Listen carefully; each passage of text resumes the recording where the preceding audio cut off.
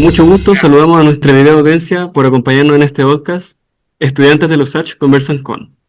Mi nombre es Vicente Leiva, soy estudiante de Ingeniería Civil Industrial y me acompañan Alison Vargas, estudiante de Bioquímica, y Maximiliano Holguín, estudiante de Ingeniería en Agronegocios.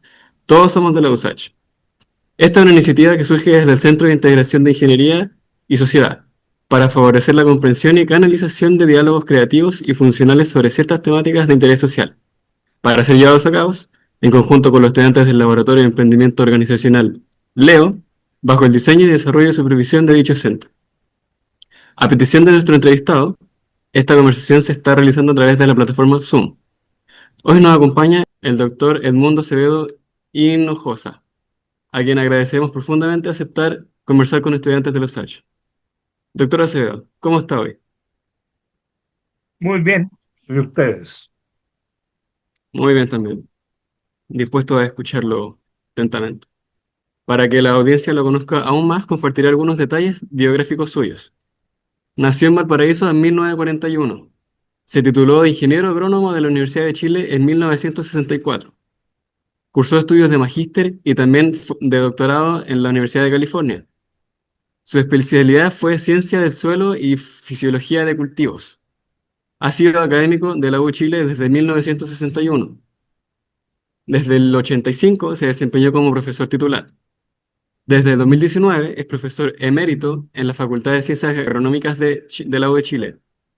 Creó el Laboratorio de Relación Suelo-Agua-Planta. Es miembro de otras organizaciones profesionales como el Colegio de Ingenieros Agrónomos de Chile y la American Society of Agronomy. Fue galardonado con el Premio Nacional de Ciencias Aplicadas y Tecnológicas 2020. ¿Algo que quisiera agregar, profesor? No, no, no, usted ha leído demasiado. Está bien. Ahora le vamos a plantear tres preguntas, ¿ya? Yo quisiera saber cómo evalúa el escenario institucional respecto a las políticas públicas y a la prioridad que se les da en ellas para apoyar e impulsar las ciencias aplicadas en Chile. Esa es una pregunta muy amplia. Eh, las ciencias aplicadas Ujú, son producto de la ciencia, ¿no? Y nosotros lo que requerimos en ciencia es una cierta seguridad de financiamiento en nuestros proyectos. Esa es la verdad. Una vez que nuestros proyectos sean aprobados, porque tienen que ser estudiados por pares y ver que realmente merezcan ser aprobados. Una vez que sean aprobados, nosotros requerimos una cierta seguridad de financiamiento por un cierto periodo de tiempo, ¿no? Yo creo que eso es una de las principales dificultades que en mi campo, que es un campo, es el campo de la agronomía, ¿no? La ciencia del suelo, yo estudio la ciencia del suelo, pero para la producción de las plantas, y eso es el campo de la agronomía, ¿no? En el campo de la agronomía se hace extraordinariamente complejo en la actualidad, muy complejo. ¿Por qué? Porque no existen financiamientos a largo plazo. No hay financiamientos a largo plazo. Y los financiamientos a que uno postula son financiamientos que tienen generalmente de tipo de 3 años, 4 años. Pero las respuestas que uno ve en agronómicas son normalmente a 5 años, a 10 años, a 15 años, ¿no? En consecuencia, allí yo veo una gran debilidad, ya que el financiamiento de una determinada línea de trabajo no está asegurado a futuro, ¿no? Eh, por más excelencia que usted tenga en el proyecto, ¿no? Porque usted puede haber tenido un proyecto de muy buena calidad, haber realizado todos los objetivos, haber realizado todas las publicaciones a que se comprometió,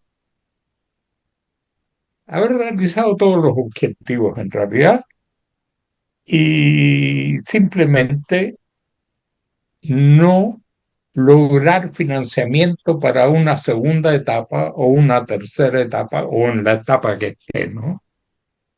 Entonces, yo me atrevo ante su pregunta a seleccionar esa como la principal variable que afecta a mi área, ¿no? Y es el área agronómica, Claro. ¿no? El financiamiento a largo plazo. Gracias, profesor. Doctora Acevedo, de acuerdo al Índice Mundial de Innovación 2023, los países que tienen mayor desarrollo científico son Suiza, Suecia, Estados Unidos, Reino Unido, Singapur, Alemania, entre otros. En su opinión, ¿cree usted que es posible poder alcanzar esos estándares tan altos aquí en Chile? Bueno, una vez que en Chile comprendamos en qué consiste el desarrollo y estemos conscientes de que en qué consiste el desarrollo, ¿no?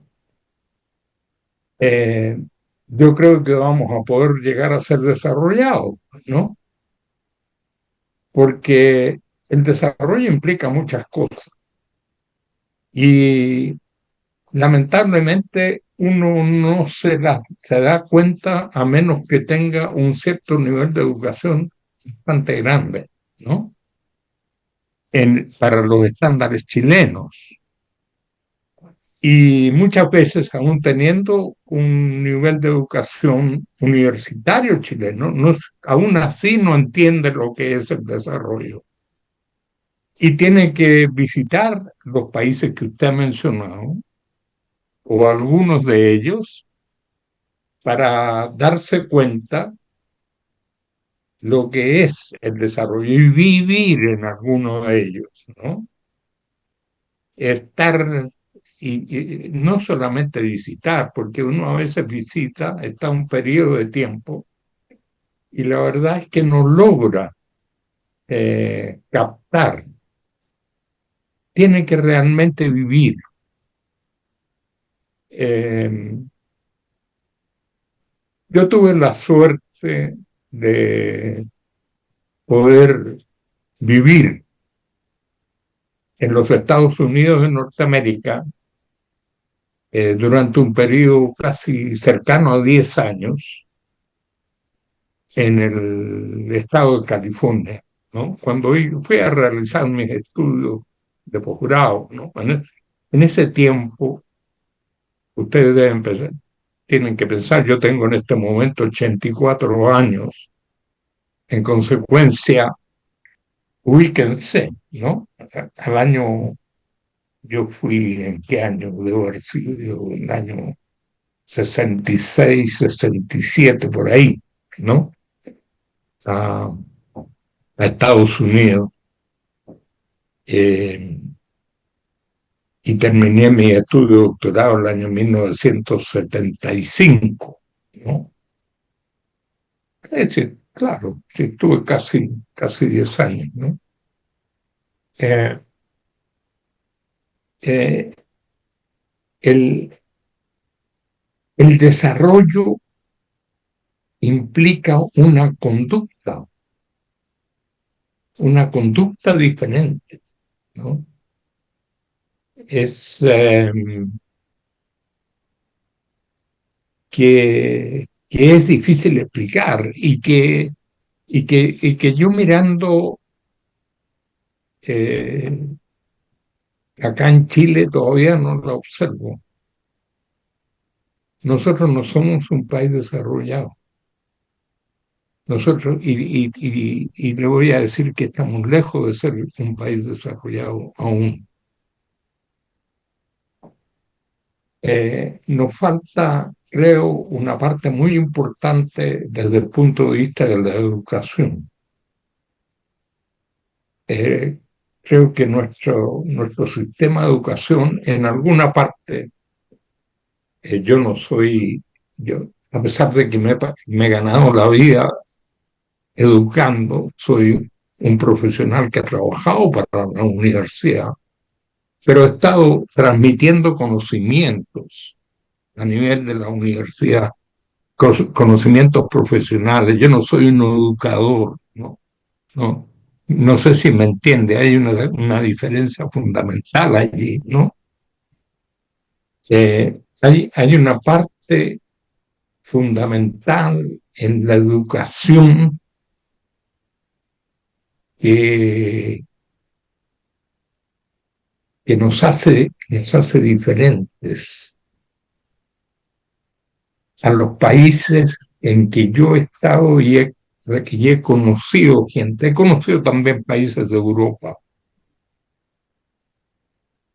Me ha tocado trabajar con gente de Inglaterra, por ejemplo, ¿no? Yo trabajé en mejoramiento genético, trabajé con gente del Plant Breeding Institute en Inglaterra, ¿no? Y,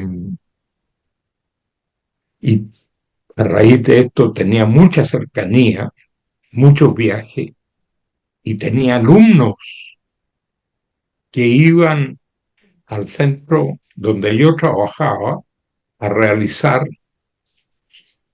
su parte experimental, ¿no? De sus tesis de doctorado, qué sé yo. Y ahí uno puede captar la diferencia en la formación, ¿no? Lo mismo con jóvenes que venían de Holanda, ¿no? De países europeos, también de España, ¿no? Es tal vez más interesante comparar con España porque tenemos más aspectos en común, pero hay diferencias en la formación, ¿no? Entonces, creo que la parte educacional nuestra todavía tiene que ajustarse mucho más para lograr e internalizar ciertos valores, ciertas conductas cívicas que son propias de los países desarrollados, ¿no? Eh, no sé si le contesta tu pregunta, Sí, por o su supuesto. pregunta iba a poner en otro sentido, no sé. Si No, le, quieren me la reformula. le contestó correctamente, profesor. Gracias. Profesor, muy buenas tardes. Buenas tardes. Profesor, ¿nos podría compartir su inspiración para estudiar ingeniería agronómica? Tal vez alguna figura o alguna inquietud especial que lo motivó a ello, y particularmente en su especialización, o sea, la ciencia del suelo y la fisiología de los cultivos. Mire, a mí siempre me tildaron de Mateo. ¿Sabe lo que? No sé si usan el término ya Sí, o todavía se murió. ocupa. Todavía se ocupa, ya. O sea, yo era un tipo que en la educación secundaria tenía muy buenas notas, ¿no?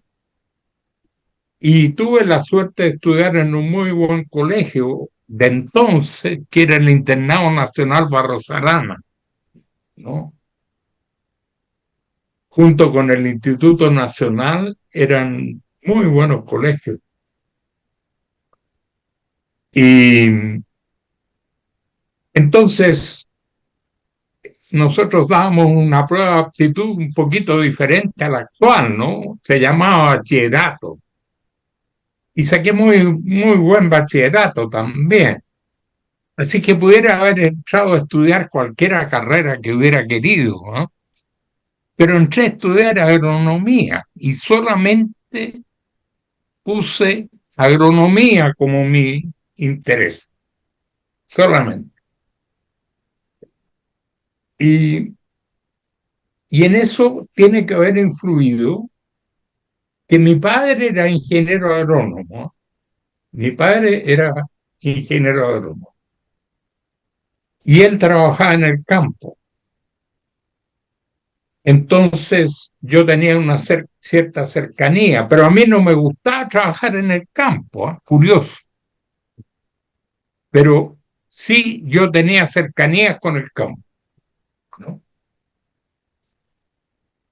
Pero no me gustaba trabajar en el campo. Pero sí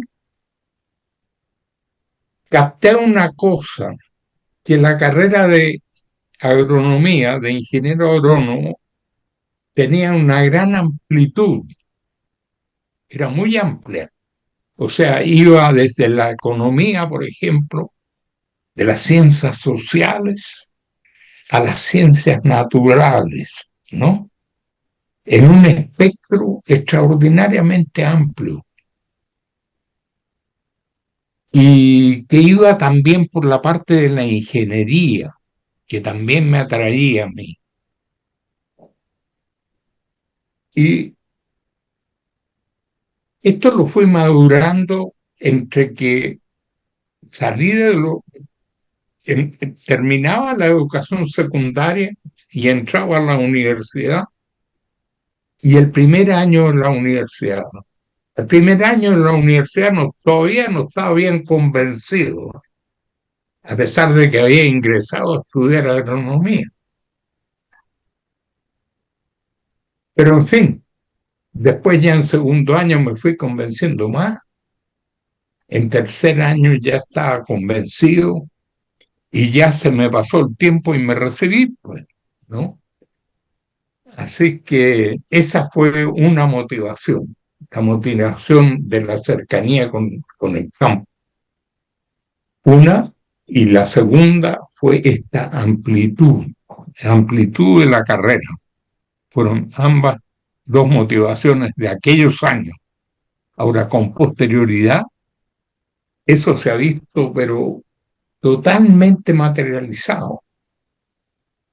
Y realmente, si yo fuera a estudiar de nuevo, elegiría la misma carrera. Y es una satisfacción enorme porque de la agronomía depende la producción de alimentos para la humanidad, ¿no? La producción y también en parte la elaboración, no totalmente, pero la producción fundamentalmente y en parte la elaboración. Y los desafíos que hay son extraordinarios, porque la agronomía utiliza los recursos naturales renovables para esto.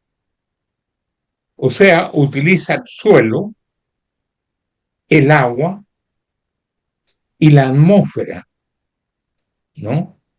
Eso es lo que hace. Utiliza el suelo, el agua, la atmósfera y a través de las plantas, que son las únicas autótrofas, digamos, son las capaces de producir productos orgánicos a través de las plantas, pero genera estos alimentos, ¿no? Y la población mundial, como ustedes saben, ha ido creciendo en forma exponencial, de tal manera que ya estamos llegando cerca de los 100. ¿Cuántos somos? 10.000 millones, ¿no? Por ahí. Sí, creo que sí. ¿Quién sabe la cifra? Tú me hiciste la pregunta. Si mal no estoy, creo ¿Cuántos que son? estamos llegando a los 10.000 millones. Vamos a llegar luego a los 10.000 millones, ¿no? Pero la Tierra no ha crecido. ni el suelo agrícola ha crecido. Entonces, las tecnologías para producir 10.000 millones tienen que utilizar los mismos recursos naturales renovables. Y aún más, tienen que utilizar esos recursos naturales renovables y dejarlos en buen estado, porque si no, las generaciones futuras, pues hombre, van a tener serios problemas, ¿no? Y ahí el problema, porque resulta que esto de que la Tierra es finita, aunque a ustedes, muchachos millennials, les parezca totalmente obvio, resulta que a mí solamente me di cuenta por ahí por los años 80 del siglo pasado, voy, ¿ya? Por ahí todos nos dimos cuenta que la Tierra era finita, ¿ah? Ese pequeño, ¿ah? Alguien lo dijo, ese pequeño punto azul, ¿ah? ¿Cómo se llama el escritor? Búsquenlo por ahí. Pero es finita y nosotros nos dimos cuenta que la estábamos contaminando por todos lados, ¿no? A fines de los años 70, yo ya estaba hablando de la contaminación ambiental. Ya estaba consciente de la contaminación ambiental. A fines de las 1970. O sea, fíjense,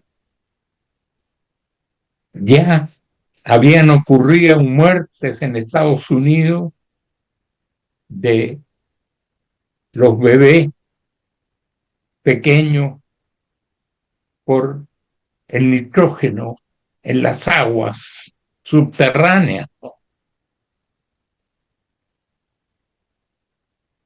Entonces, resulta que no es solamente el crecimiento de la población y no es cómo había que desarrollar una agronomía que no solamente produjera más, sino que produjera más sin agregar más. Y ese desafío es el que hemos estado luchando hasta el día de hoy. Y hasta el día de hoy estamos luchando cómo producir más con menos. ¿Cómo hacer para no usar fertilizantes, para no usar pesticidas, para no contaminar el medio ambiente y alimentar a esos 10.000 millones de personas?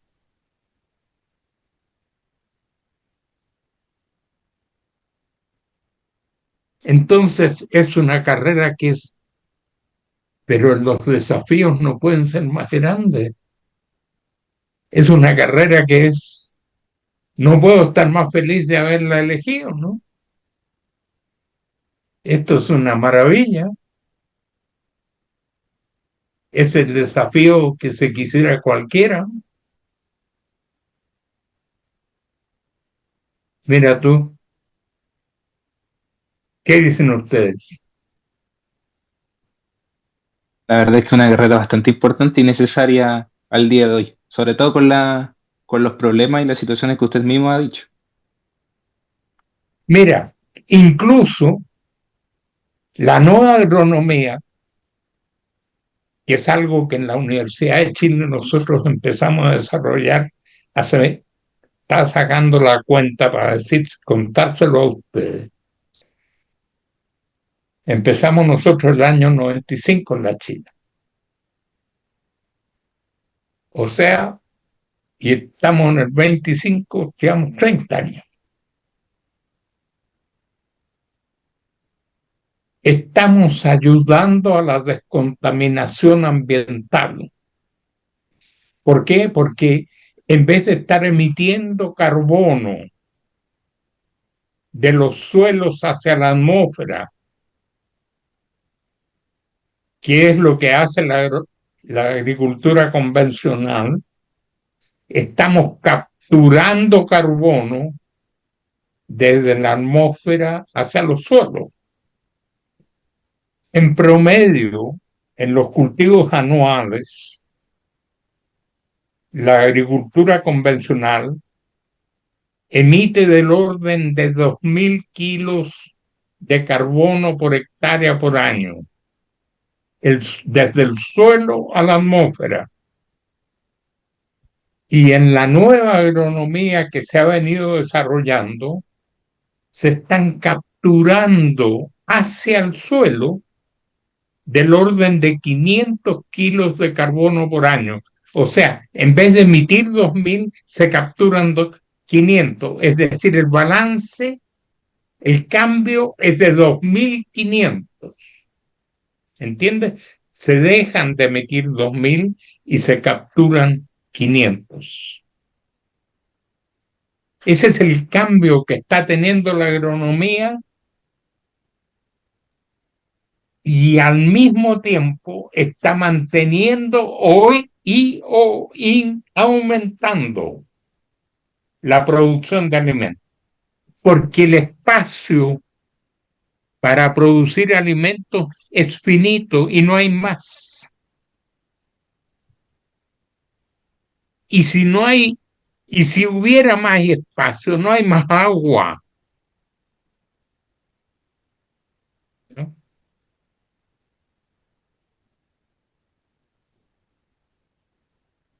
Muchas gracias, profesor.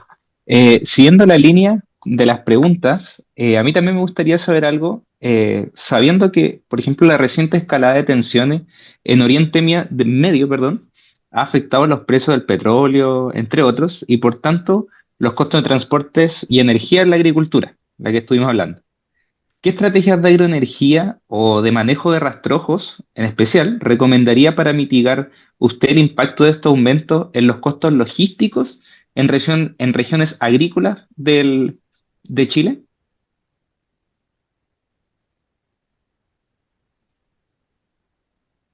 Bueno, ya, ahí caemos en otro, ese es otro mundo, el mundo de la agroenergía, ¿no?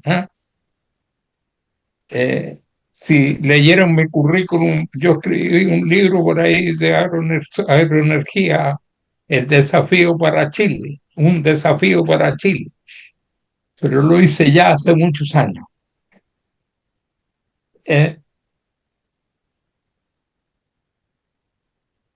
Hay muchos aspectos, pero yo creo que el punto básico que me gustaría a mí subrayar, porque yo no sé si se ha resuelto, pero estoy seguro que no se ha resuelto, casi seguro, es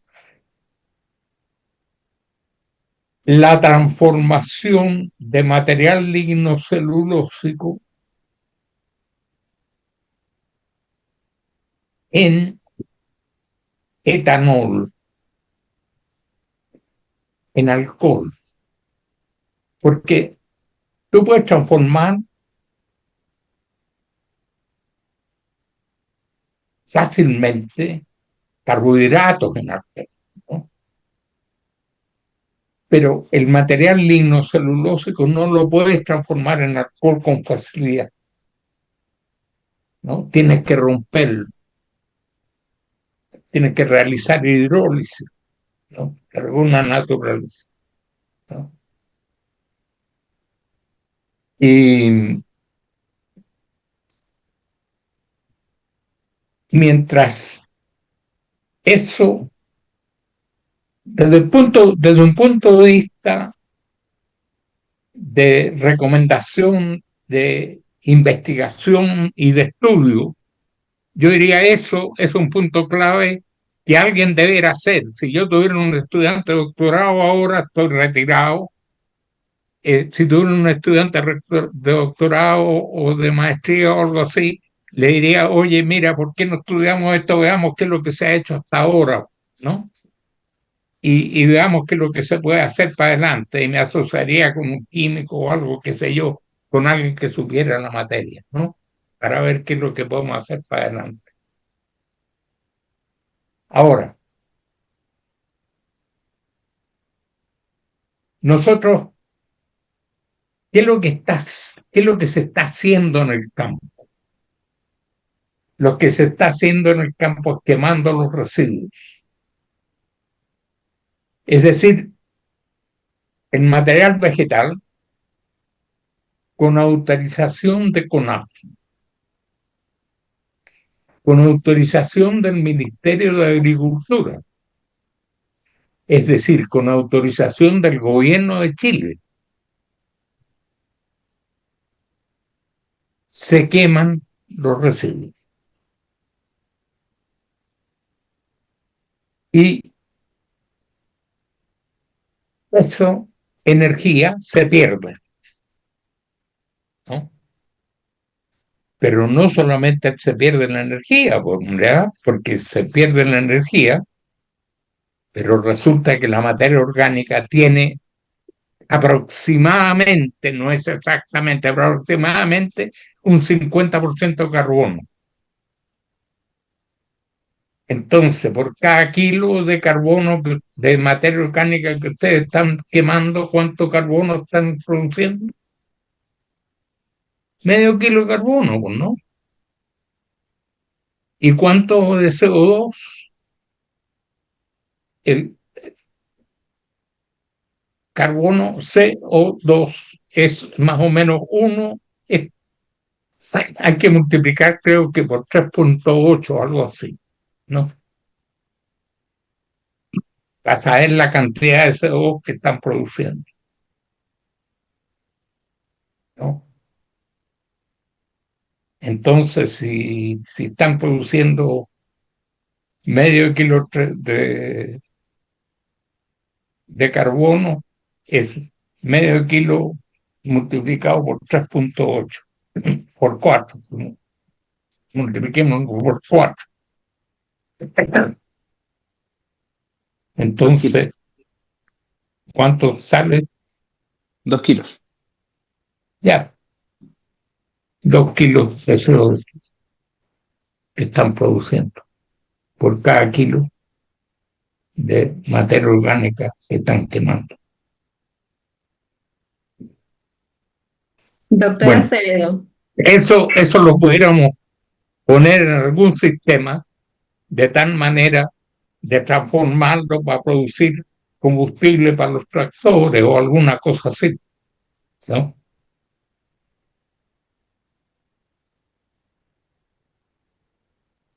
doctor Acevedo, ¿qué otros aprendizajes o soluciones heredadas en su laboratorio cree que han tenido mayor impacto en la agricultura chilena y cómo se puede fortalecer el vínculo entre la ciencia y aquellos que producen nuestros alimentos? Los que producen nuestros alimentos son los agricultores, ¿no? ¿Sí? ¿Cómo se puede producir mayor contacto o impacto o qué? No entendí la pregunta. Sí, que exista como una relación entre la ciencia y los que producen, como usted dijo, la agricultura. ¿Cómo Pero acercarse? evidente, pues, ¿Cómo acercar? evidente. ¿Sí, con quién cree que trabajamos nosotros? Con los agricultores. Ujú. Evidente, y trabajamos con los agricultores y trabajamos con las compañías productoras, perdón, voy a tomar un poco de líquido,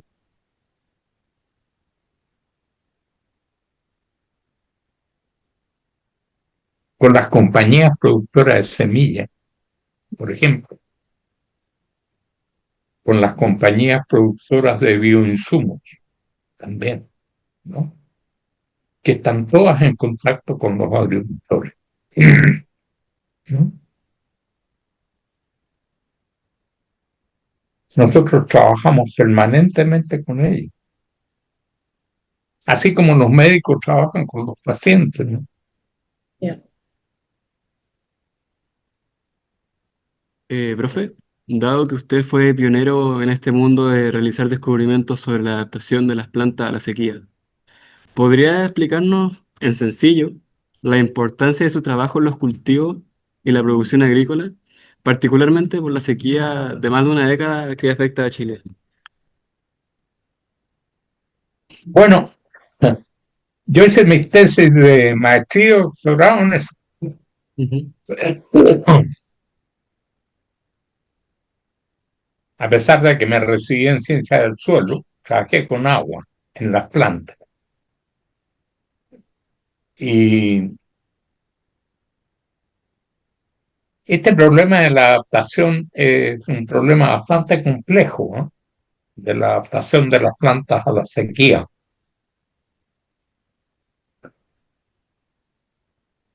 Y si bien es cierto, hay mucha investigación al respecto, a diferentes niveles, a nivel de cultivo, a nivel de plantas, a nivel de tejidos, a nivel celular y molecular.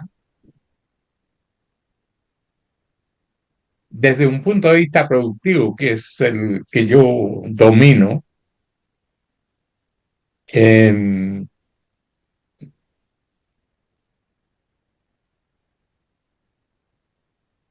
no son muchos los aspectos que se puedan mejorar,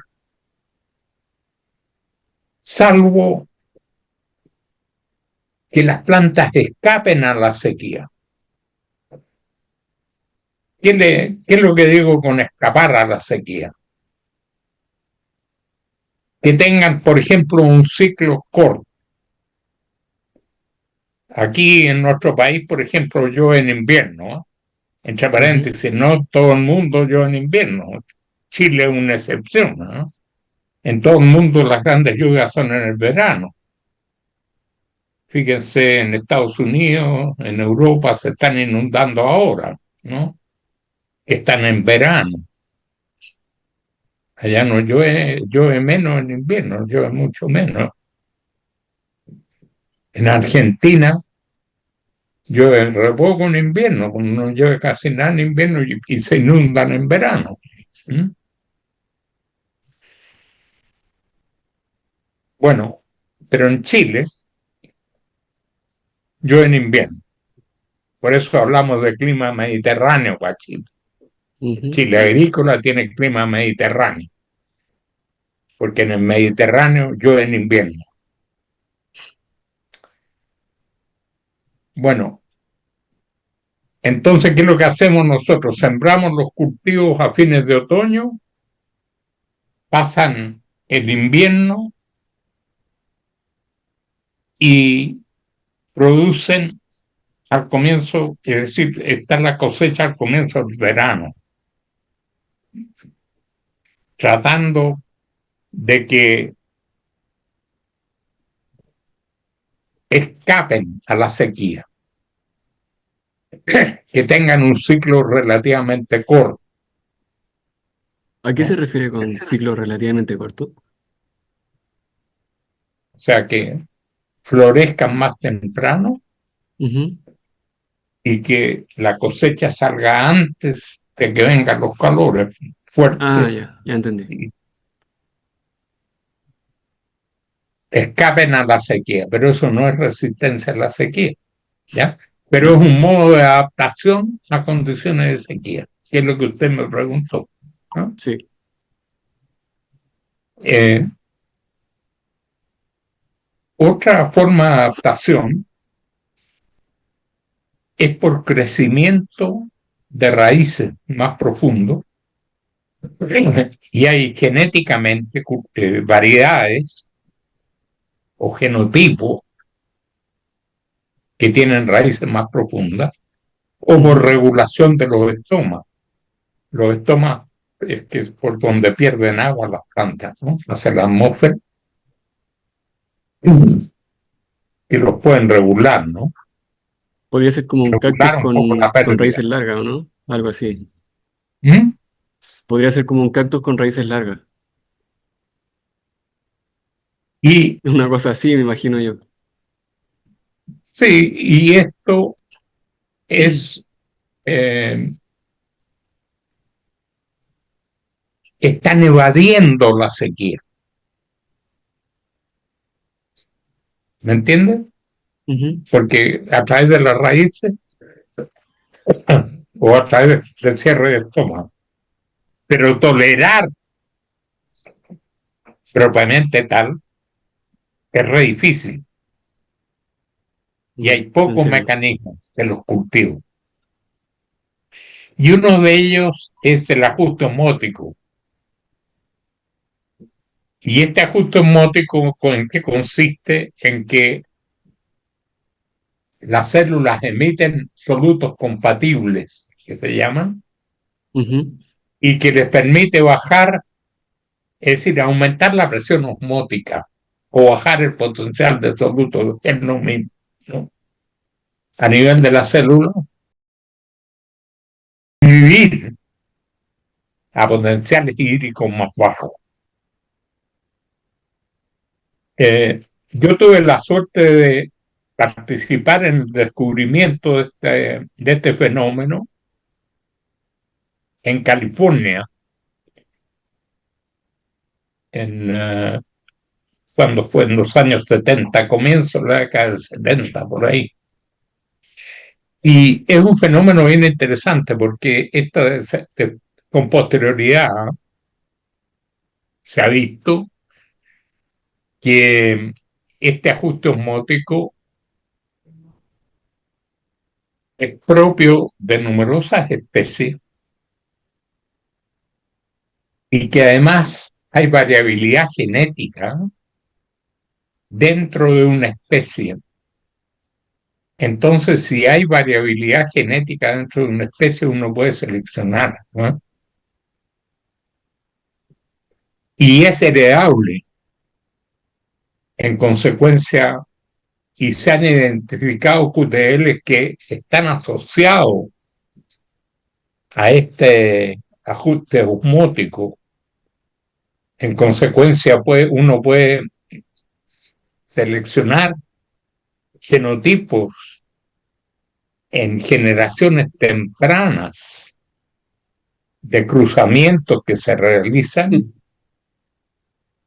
y seleccionar aquellos que resisten más o que tienen la característica de ajustar más osmóticamente, ¿no? Es bien Claro. interesante esto, Sí. bien interesante.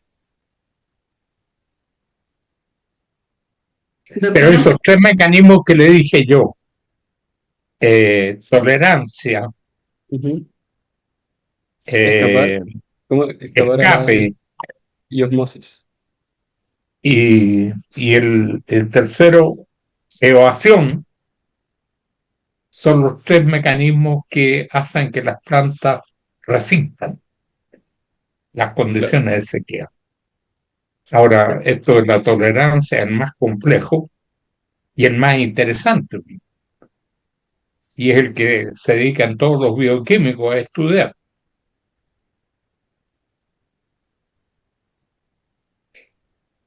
Y ojalá que tenga mucho éxito, pero nunca, en mi opinión, van a encontrar plantas que sean realmente de los cultivos que tenemos realmente resistentes a la sequía, pues, ¿eh? Porque esto es por naturaleza. Las plantas que nosotros cultivamos son plantas que tienen metabolismo, la gran mayoría tienen metabolismo de tipo C3, otras tienen metabolismo C4 o fotosíntesis, ¿no? ¿Qué significa esto? Que tienen que capturar el carbono por sus estomas, ¿no? Ujú. Entonces, para capturar el carbono, tienen que abrir los estomas. Y resulta que al interior de la planta, la presión de vapor está muy cercana a saturación, ¿eh? Y la presión de vapor en la atmósfera, cercana a las hojas, está muy baja la saturación durante casi todo el día, que es el periodo en que los estomas están abiertos, pues, ¿eh? Entonces hay un gradiente enorme de vapor de agua desde el interior de la hoja hacia la atmósfera para que salga vapor de agua. Ahora, uno puede pensar, bueno, cerremos los estomitas esto de tal manera que no salga vapor de agua, ¿eh? Y eso se trataba de hacer, pero claro, magnífico. Usted lo cierra, pero tampoco entra carbono, ¿no? Entonces las plantas no producen. En consecuencia, hay un problema físico ahí que es la naturaleza. Las plantas evolucionaron así y nosotros utilizamos las plantas para generar nuestros alimentos que generan las plantas, ¿no? Los alimentos que consumimos que generan las plantas, utilizamos las plantas para ello. Claro. Al final es un Tendríamos que, problema intrínseco de la naturaleza. tendríamos que inventar otro tipo de planta. Eso es lo que tendríamos que hacer. Ujú. Que no tuvieran, que no tuvieran que vivir saturadas con agua, pues. Claro, con menos agua. ¿Me entiendes? Ujú. Doctor Acevedo, y en relación a una agricultura más sostenible, ¿cree que el uso actual de compuestos naturales, por ejemplo, los derivados de las algas, por sobre los sintéticos que se utilizan para tratar las enfermedades de los cultivos, podría generar un mayor avance en la agricultura regenerativa? Mira, para mí el ideal es que lleguemos algún día a la agricultura orgánica. Ese es el ideal. Que conozcamos todos los ciclos de las plagas, los ciclos de las enfermedades, que sepamos las interacciones entre las especies, que sepamos, eso es para mí el ideal, que sea todo orgánico, mija. Pero para allá vamos, hacia allá vamos. Si lo que pasa es que el crecimiento de la población es mucho más rápido de lo que nosotros podemos hacer en esa dirección. ¿Me entiendes? Porque es muy complejo, no porque no queramos hacerlo. Sí. ¿Me entiendes? Es que el problema es complejo. Y es un problema también de recursos, ¿eh? Es un problema de recursos porque tú tienes que tener los recursos para hacerlo. Así es. Tú tienes razón en lo que me estás diciendo. Si tú lo puedes combatir con algas, combátelo con algas, ¿no? Claro. Claro, que la naturaleza se ayude a sí misma. Sí, pero evidente. Yo quiero preguntarle cómo visualiza, como en un futuro como de 20, 30 años más o menos, de la agroalimentación a nivel mundial y local. ¿Cómo visualiza el futuro de la agroalimentación a nivel mundial y en Chile? Estos dos puntos de vista. Mira, ¿Tú conociste a Malthus en tus estudios? No. No, no me suena. Este señor decía que la humanidad se iba a acabar porque iba a tener déficit de alimentos. Ujú, ¿ya? Y resulta que no hubo déficit de alimentos, ¿no? Porque hubo de por medio un señor Mendel. ¿Ah? ¿Conociste a Gregorio Mendel? Mendel. Sí, Gregorio Mendel. Claro, que dio las bases de algo que se llamó genética y que después lo supieron tomar, ¿no? Sí, Y Gregorio apareció el Mendel. mejoramiento genético y a través del mejoramiento genético resulta que la productividad de los cultivos se ha multiplicado por 2, por 3, entonces por 4. Entonces, eh, mira, cada vez que se han hecho proyecciones negativas, ha habido algún descubrimiento, algo que ha ayudado a solucionar el problema.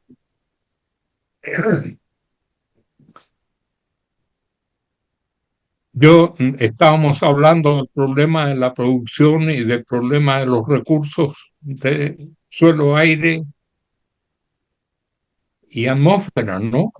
Sí, Pero sí. apareció la agricultura de conservación y la agricultura de conservación es un sistema que construye sobre todo lo que fue la revolución verde de mediados a fines del siglo pasado, construye sobre ella y resulta que tiene iguales o mejores resultados y conserva y mejora. Es una agricultura regenerativa, Ujú. ¿no? Entonces, eh, les hablaba yo que en vez de emitir carbono a la atmósfera, está fijando carbono en el suelo. Entonces, eh, yo no soy pesimista bajo ningún punto de vista.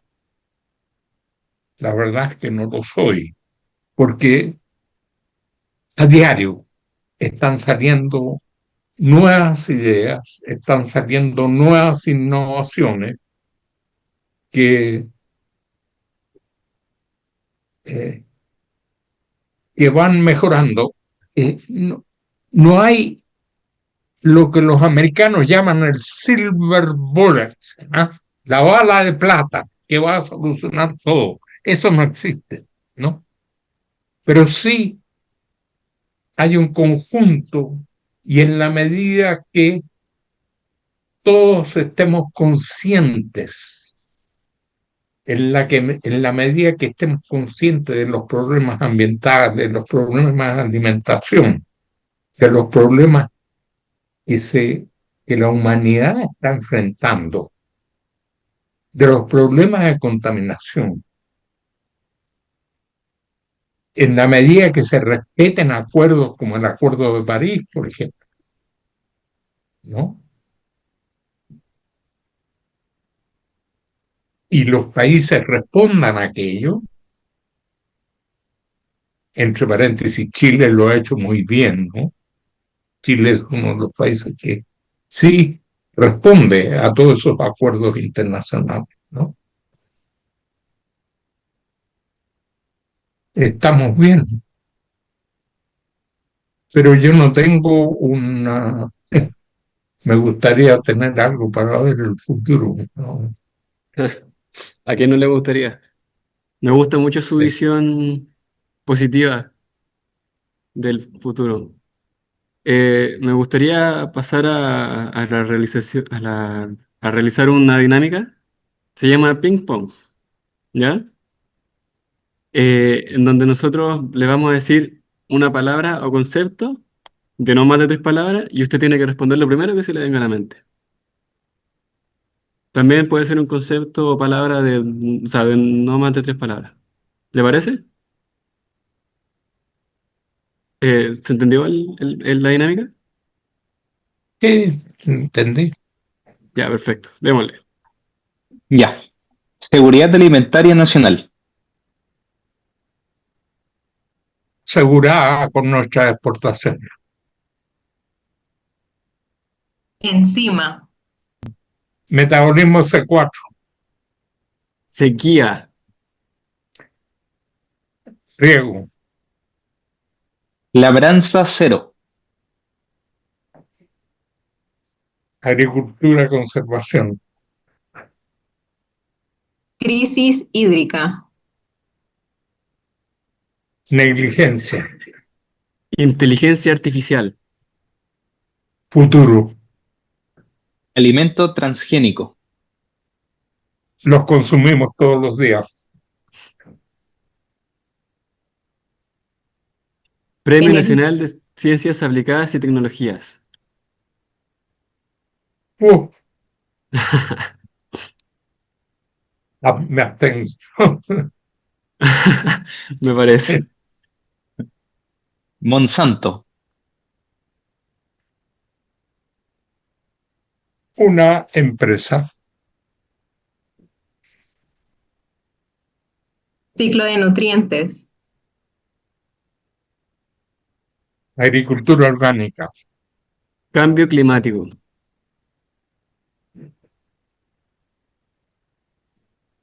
adaptación. Y por último, esta entrevista. Excelente. Excelente. Gracias, profe. Profe, le agradecemos profundamente esta valiosa y enriquecedora conversación. La verdad es que aprendimos harto. Le ofrecemos unos minutos para que usted comparta lo que le pareció esta experiencia y para que pueda extender una invitación a que vean el podcast. Bueno, el que tiene que agradecer en realidad soy yo, porque ha sido muy grato conversar con todos ustedes. Sus preguntas han sido todas muy inteligentes.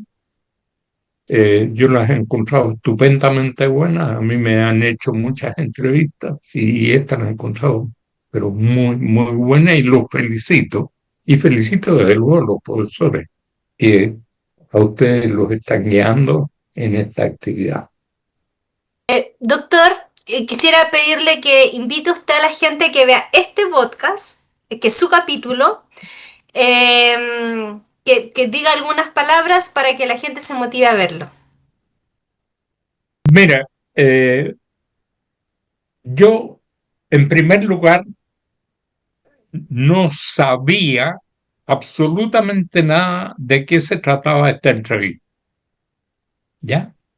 Y eso creo que ha sido muy interesante, porque toda la entrevista ha sido total y absolutamente no planificada, ¿me entiende? Pudiera haberse ido por el lado totalmente científico o pudiera haberse ido por el lado totalmente aplicado, o sea que es algo totalmente espontáneo, primero, cosa que a mí me agrada muchísimo y yo creo que debe haber mucha gente que también le agrada, ¿no? Así que, y doy fe de eso, y lo digo, se lo digo a usted, y lo digo en voz alta aquí, porque si alguien lo quiere escuchar, es así, ¿no? Y a mí me parece que habiendo sido profesor universitario durante tantos años de mi vida, me parece que esta es una actividad extraordinariamente buena para los estudiantes. En primer lugar, les invita a pensar en el tipo de preguntas que van a hacer, ¿no? Porque lo más difícil siempre es realizar una pregunta que valga la pena, ¿no? Y Y para eso tienen que conocer el tema, porque no pueden hacer una pregunta en forma light, ¿no? En forma improvisada, ¿no? No. Y en segundo lugar, reciben una respuesta con el ánimo en que se hizo la pregunta, ¿no? Porque uno se da cuenta inmediatamente de la pregunta que le están haciendo. Mm. Entonces, creo que es una muy buena forma, creo que lo considero como una excelente forma docente, muy bueno. Así que estimulo a quien quiera ustedes vayan a entrevistar a que acepten inmediatamente. Es una magnífica experiencia. Para mí lo ha sido. Así que no sé si eso. Gracias, doctora Acevedo.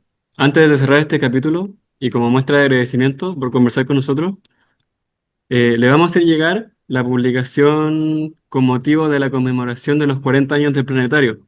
Fue editada en marzo de este año. Se la vamos a enviar a su casa y esperamos que sea de su agrado. Muchas gracias. Ha sido un placer colaborar con ustedes. Muchas gracias, doctor. Muchas Encantado de gracias a conocer. todos. Yo los invito a Gracias seguir a todos. nuestras cuentas de YouTube y redes sociales hasta un nuevo capítulo de este podcast.